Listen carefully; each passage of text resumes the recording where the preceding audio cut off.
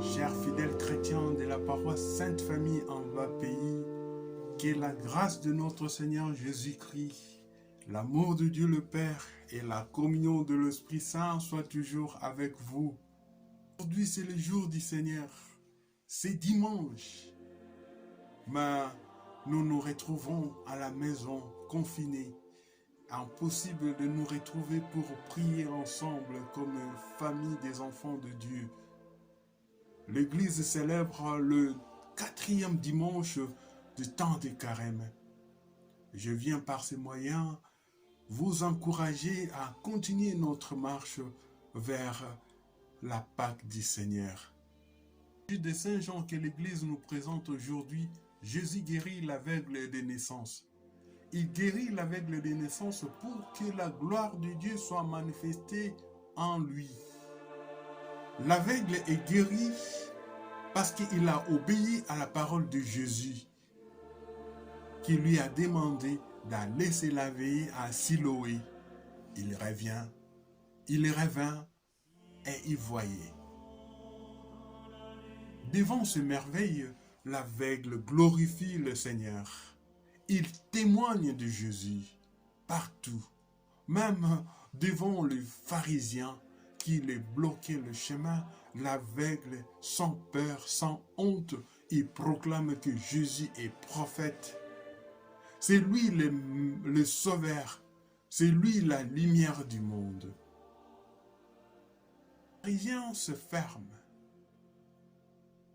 Ils endurcissent leur cœur aux merveilles du Seigneur. Ils cherchent dans l'accomplissement de l'œuvre de Dieu en Jésus-Christ un moyen pour les condamner à mourir.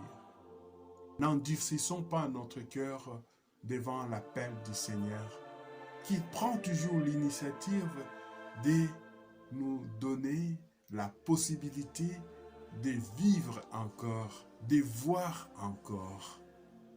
Malgré ce confinement, je voulais continuer à prier pour chacun de vous. Que le Seigneur ouvre les yeux de notre cécité spirituelle pour que nous le contemplions, pour que nous contemplions pleinement sa gloire à travers le merveille qu'il accomplit dans la vie de chacun de nous. Et jusqu'aujourd'hui, malgré cette pandémie, le Seigneur continue à nous protéger et à protéger votre famille. Nous avons toujours un motif pour rendre gloire au Seigneur.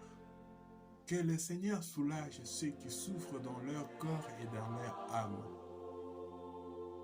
Dans les hôpitaux ou là où ils se trouvent peut-être dans leur maison.